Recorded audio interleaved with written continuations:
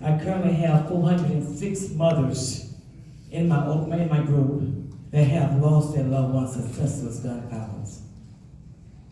I have attended 405 funerals of young people gunned down in the streets.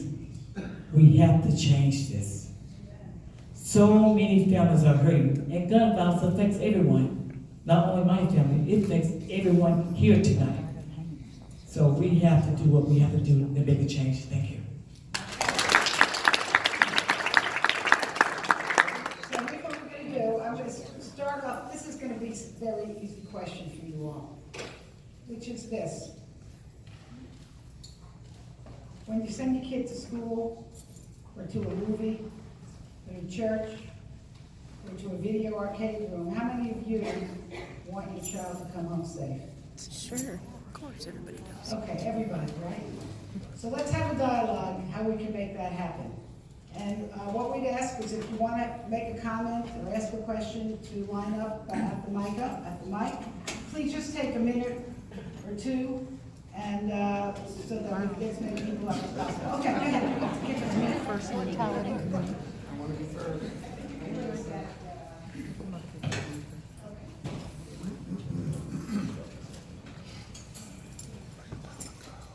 So, my name is Arlene Houston. I live in Delray Beach. I've been involved with gun violence since 2013 when I met Angela Williams as well. You know, can I say something? It might be better if we put the person here so everybody can see, right? So you can see, right? John's going to help us. Okay. All right.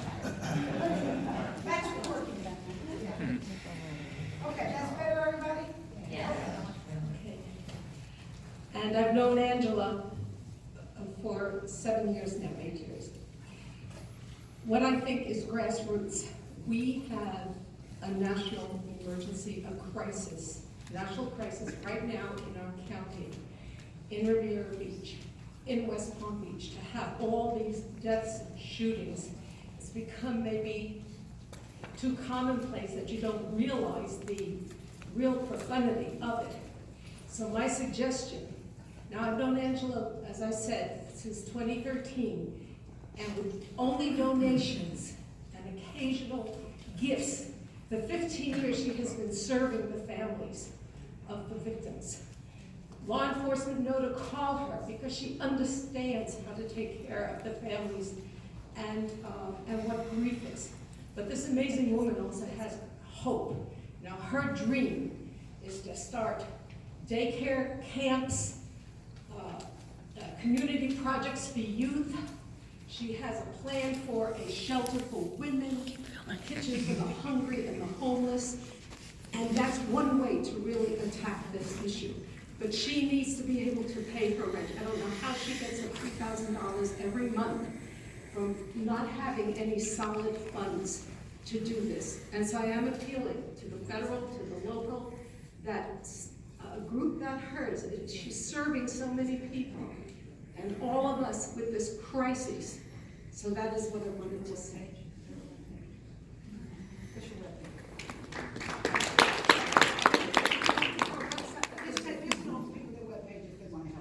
www.mamas, Mothers Against Murderers Association.org.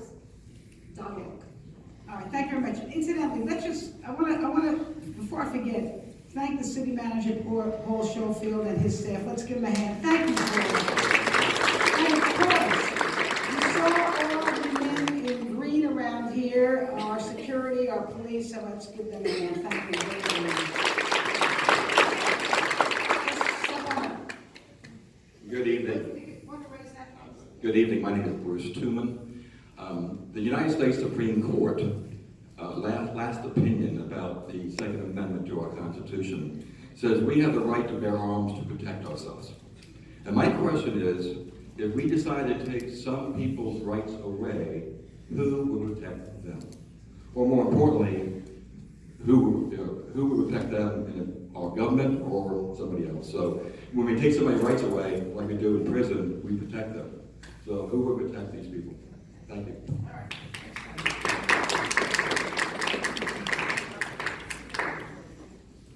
First, I'd like to say my condolences to anyone who's lost a child. I too have lost a child. but it wasn't from a gun. Anything can kill anybody. The problem that we really have, I think that's why you elaborate. I'm better this way. Okay. The problem that we have in our society is that we have video games. We teach our children from the age of, I believe, 1 year old, I've seen in the grocery store, playing these video games. How we can kill, get to the next level. And I think this mentality is taken into the real world. Unfortunately, it's not a game. People really do get killed.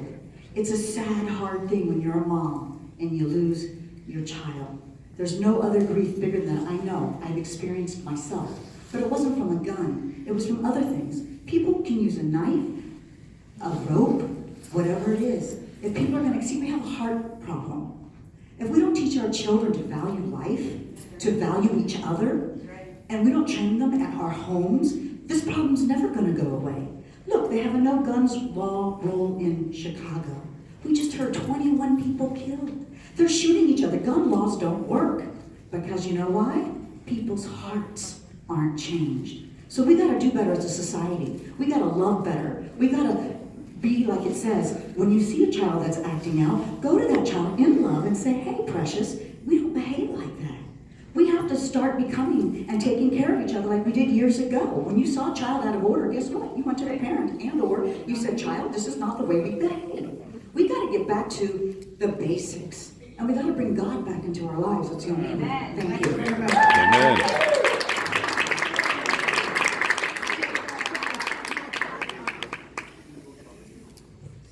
I just have a simple question about it. I'm Ari Silver.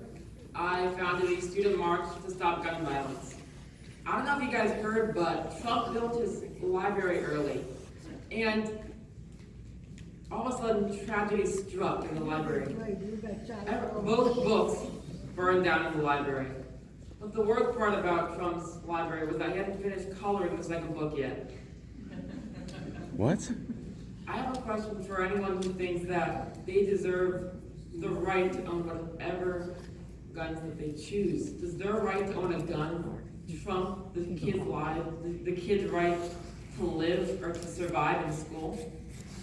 And I don't think meetings like this can encapsulate the fear that students actually have to experience every day going to school. If somebody knocks on the door too loudly in the classroom, kids look up in fear and they're scared. So I want to know what the plan is. If we aren't allowed to limit the crazy guns, what other plans are there to effectively reduce gun violence, not just in schools, but in the streets, in libraries, and anywhere else where people have to gather? Thank you.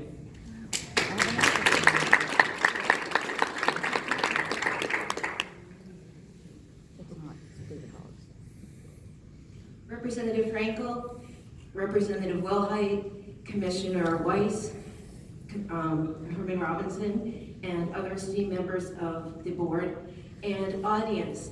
I'm a concerned citizen, resident in U.S. District 21, so you're my representative. And I have for several years been a Facebook user. I use part of my page to share my thoughts and opinions, and I've shared many posts about the Department of Homeland Security's video, which I learned about several years ago when President Obama was president. So this goes back many years. And my company that I used to work for cared enough about us 800 people who worked in Boca Raton to take time during a town hall to show us a video. And I encourage each of us. My question, which I'll get to in a moment, is why we as a community and why you as leaders are not emphasizing watch this 5-minute video. It's easily accessible on YouTube. It's called Run, Hide, Fight. If there's an active shooter situation, which we are involved in and subject to, the police will get there eventually, but they may or may not have time to come to our rescue. So we as individuals need to be prepared. We need to think about this before the situation happens. This video will help us think a little bit. So I encourage us, And I'm wondering, and I asked this at a town hall a year or so ago, so I'm glad for the opportunity to ask it again. Why are we not encouraging people to be prepared, take a few minutes so we're not caught like deer in the headlight? Run, hide, fight. There's many versions and it's all available on YouTube. It's by the Department of Homeland Security, so it's not by a specific group with a bias. Thank you very much.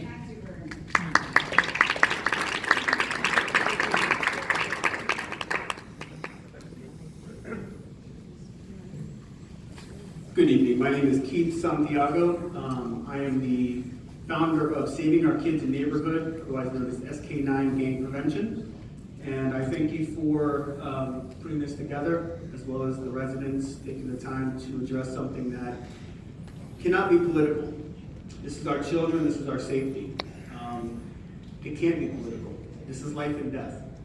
So my question is, how do you view the area around here, Wellington, Waxahachie, Royal Palm, and the Anchorage over the last 10 years with the crime increase? And what are we doing about the gangs here? It's been something that has been shoved under the rug for quite some time. As an advanced gang specialist, which I am certified through, I count over 200 documented gang members in that area, between Wellington, Royal Palm, Waxahachie, and the Anchorage. It's no coincidence that our crime has gone up. We've got homicides in Wellington for the first time, and I've been a resident here for quite some time. Robberies, armed robberies, home invasions, and recently the school shooting, which may or may not be gang related. I'm not here to sell my company or what I do, because this is not what this is about. But my question would be, has the school district in particular considered putting life skills, coping skills, anger management, conflict resolution, adjustment disorder, not just a GREAT program, because the GREAT program works, but you can't have a uniformed officer working with kids in gangs and be effective, unfortunately. I found that just in the 17 years I've been doing this. But something along those lines where it's an elective, a mandate, almost like a community service. If we can start K through 12, maybe we can sort of stifle, or not stifle, but prevention, sort of what happened this weekend. So I encourage the community, regardless of political affiliation, stand up, be heard, because we do have a gang issue, we do have a violence issue. We have guns, they're not going away. That's right. They're not going away, whatever side you lie on. It's a matter of what goes on in here in the head and here in the heart. Yeah, that's So let's start addressing that. Thank you and God bless.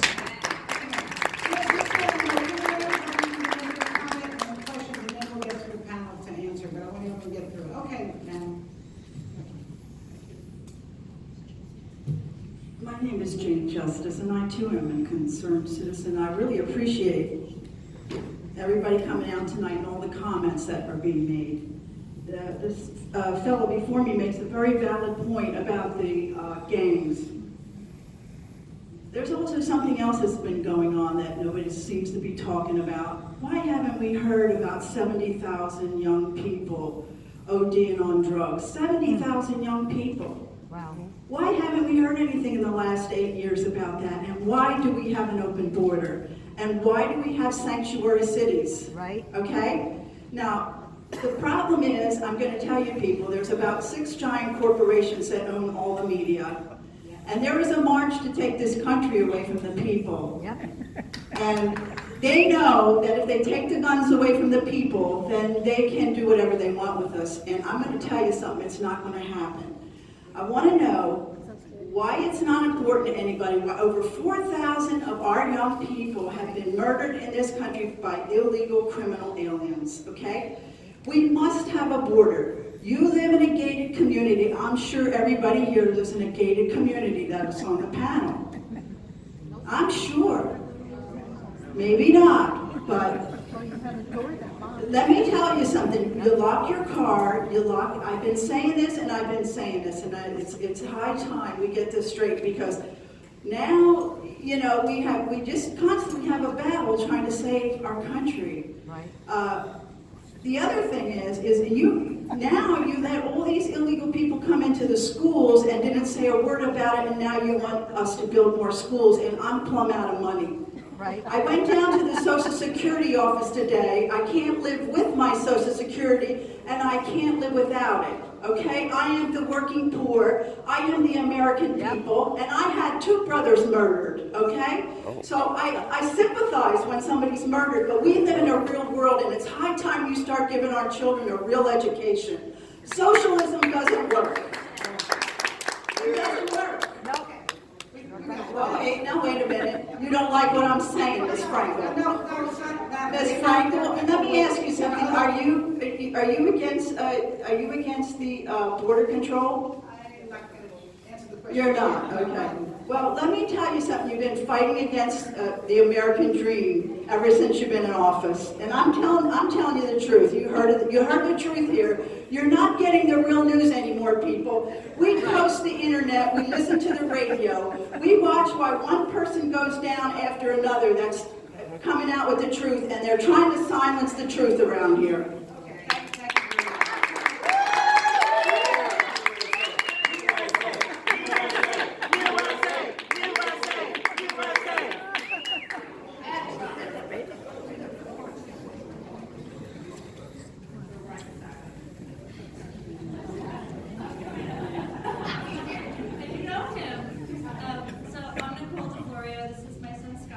Skylar's 8, even though he's almost as tall as me. So my concern is, he's 8, he goes to Elbridge Vale, and he comes home and he tells me how they have code red, and they all get to go to the bathroom with the lights out, and they all get to sit and be quiet. And it's scary. He's told me it's scary. And I work for a school for students with disabilities. I've been in special education for almost 20 years. So I'm on both sides of the spectrum. And I come from New York, where we had multiple guidance counselors and multiple school psychologists in every single high school. And what I see here in Florida lacking is that psychological support for our students. So here we'll have one psychologist 1 day a week. So even at my school where we have special needs, there's 1 day a week that we have a psychologist. We don't have a guidance counselor at my school. Other schools have one guidance counselor, maybe there's 3 or 4, but there's 5,000 students. So what I would like to see is more support for our students and being more proactive. And it's not just about the students, but today I'm speaking as a mom, and I'm speaking for the students, and where I think that we really need more support is on being proactive, not reactive. It's not about having the SROs at every school. Great, we have an officer, fantastic, so my kid can have a meltdown. Where is the support? So that's what I'd like to know. Thank you very much.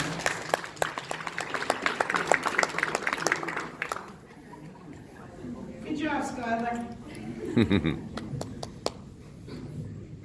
Good evening, everyone. My name is Lillian Kana. I'm a student, and I was also a speaker at the March for Our Lives. Thank you guys for doing this and for all you guys coming out.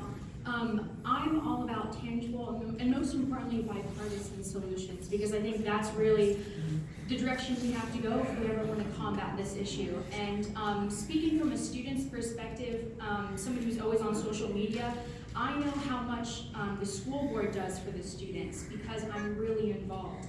And I think one way that we can kind of combat this issue is if we advertise what exactly the school board has to offer for the students, because many of us don't have that access. Although we have posters on the wall, right now our entire lives revolve around our cell phones.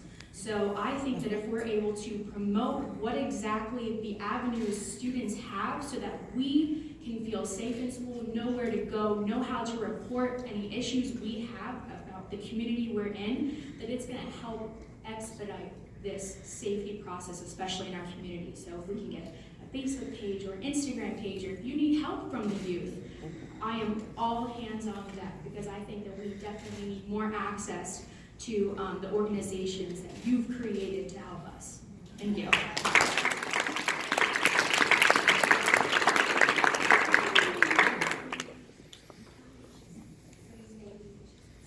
Good evening, my name is Paula Prudente. I was a school board employee for 35 years, and I see the elected officials here. I've had a lot of years of, the past 10, 15 years, of a lot of students that are crying out for help. We have a lot of undocumented children coming into our schools since 2006, and several have come into my classroom with guns, drugs, human sex trafficking, and when I report this on discipline referrals, they give me a hard time. The administrators and school board members have been suspended without pay. Anytime you report this kind of activity and they just kind of keep it hush and won't do anything, won't say anything, but give the teacher or the reporting person a hard time. So firearms just don't fire. It takes a human to pull the trigger. True. In the case of our most recent school shooting, the gunman asked for help repeatedly. Right. Like they asked the teachers, other students, the guidance counselor. But all of these people, mostly the women around him, said he needed help also. We need to focus attention on getting our boys and young men, it's usually the young men, better adult male role models and guidance counselors, since many of them lack fathers and family bond. So that's where the real problem lies. That is what Congressman Frankel is going to do, find something to do about that, helping our families stay together, and where they are broken, help our young men and our young women stay stable male role models. Actually, one of the persons with a gun and drugs in my class was a female. She wrote me from jail and apologized to me that I got in trouble for reporting her. And I'm just reading this from our state committee woman, Cindy Tyndall. She asked me to say this also. She couldn't be here tonight. Let's see. Elected officials, the school board, the sheriff department, the police department, school administrators, and counselors, Department of Children and Families, mental health care facilities, all must be held accountable and responsible for your demonstrable dereliction of duties, dropping the ball, the gross negligence of your sworn oath to protect and for our protection and safety, enforcement in our schools, our community, including reprimand and termination for their ongoing complacency, failures to accommodate these children that have discipline referrals, health issues, mental health issues. As repeated recommended from the teachers, parents, families, we fear for our safety and our lives at school. So you're not supposed to suspend or a teacher or fire a teacher because they report it for no reason. We must executive order and defund and deport the 12 illegal sanctuary counties in Florida. Yes. And this is a sanctuary city too. And stop raising taxes to pay for that. Right. It's illegal to do that. You need to uphold your sworn oath to the Constitution. You all raised your hand, all of you. So let's enforce our elected officials to follow the rules of law. Yes, okay, thank you very much.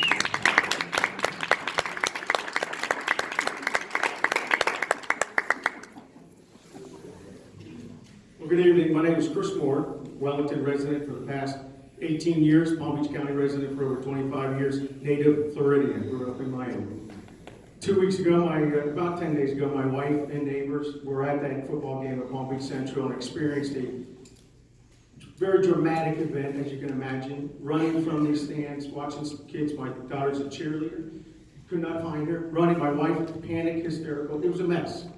And as a dad, I look back now and we started thinking about safety, and we talk about safety in the schools. So I'm not going to say that, you know, ban guns don't kill. I'm not on that agenda. I'm on an agenda about safety in schools, because we don't have safety in schools, and I'll use three approaches. First of all, our kids are going to school from Palm Beach County right now in the neighborhood here, sitting on the floor of the bus to get to school because there's not enough seats on the bus. That's a safety concern. Right. You call the school, they say call transportation. You call transportation, they say it's not our fault, call the schools.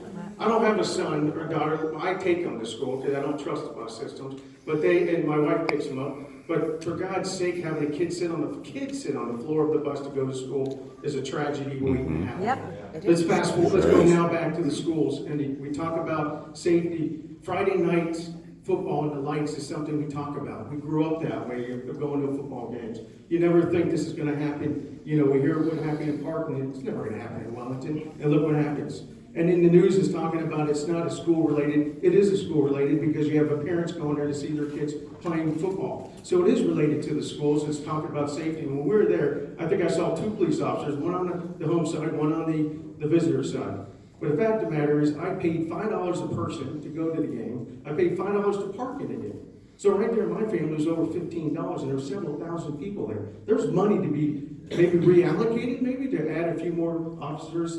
You're not going to stop somebody that's trying to get in and raise havoc, but you can do some prevention. Right. Last year, when the new rules came out about safety in the schools, Palm Beach Central was probably one of the last high schools that put the The locks on the front door, because I went there, videotaped, because I was picking up and was flabbergasted I could walk into the front office. Nobody stopped me, nobody walked in. I asked the ladies at the front desk, I said, "Are you concerned? I have a daughter in Emerald Cove." They have it. But we didn't have it at Palm Beach Central. Now they've stationed a gentleman, I don't know if you call him a resource officer, but it looks like an employee of the school, sitting out in the parking lot, manning after hours, after school starts, that you can pull into the park, they stop you.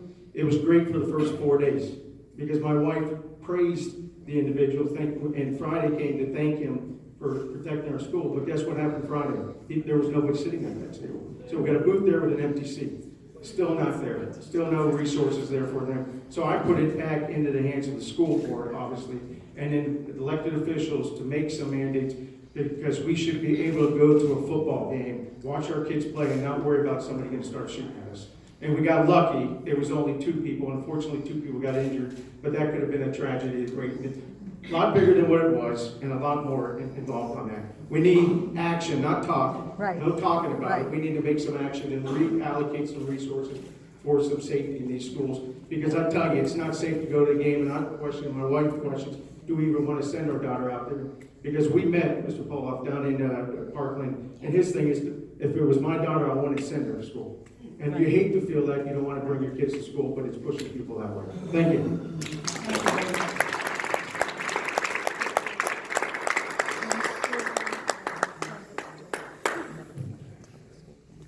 Hello, my name is Bobby Milne, I live in Wellington. Thanks for taking your time to participate. I was on the school advisory council for a number of schools around Wellington and Dreyfus as well for 15 years. So there's a couple of things I've noticed. The schools are giant. There's 3,000 kids at a lot of schools. It's unmanageable. In addition to being unmanageable, it limits the opportunities for the students. There's still only 5 players on the basketball team. There's only so many people that work on the yearbook. There's only so much room in the cafeteria. And to cram all these kids into these schools is asking for trouble, and the school board continues to do it. It's not just Palm Beach County. There are 3,200 students at Parkland. So when you get these schools really crowded, you're asking for trouble. They need to do something about that. It's expensive. It's not easy. It's not quick, but they need to work on it, I think. The school police, I like them. They're nice people. They do a good job. The things we're discussing now are beyond them. It's more of a sheriff's, at least the sheriff's department's job to do this. And I have my trouble with the sheriff's department too, but they can handle these more serious issues. And partly because the school board has made it their policy over the years to shield the perpetrators of crimes. I don't know. Yep. When you punch somebody in Promise school, program you've by committed a Obama. crime. And the school board, as a matter of policy, keeps that within their little fiefdom, away from the public, and they shield the people that are doing it. The students know who they are, but we have to have a better way of dealing with those people earlier, before they cause more trouble.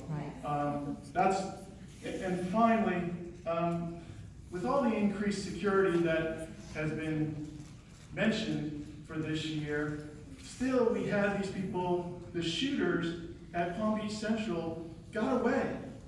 I have trouble getting out of the parking lot. I don't know how they managed to get away, but they need to. They have to be better trained. There has to be more of them. They have to be willing to act. And that's just a couple of things you can. Thank you very much.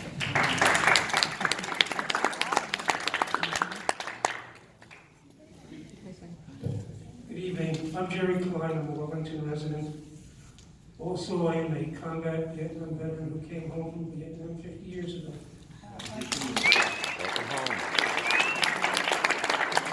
I'd like to ask people in the room, how many people have been at the opposite end of an AK-47, having been shot at?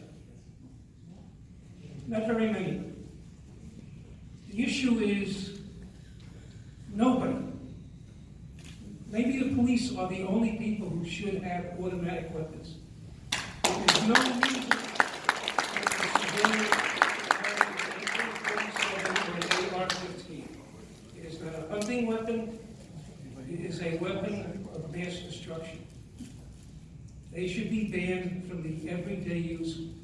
its citizens. That is one way to protect our children. They should be off the street. Thank you very much.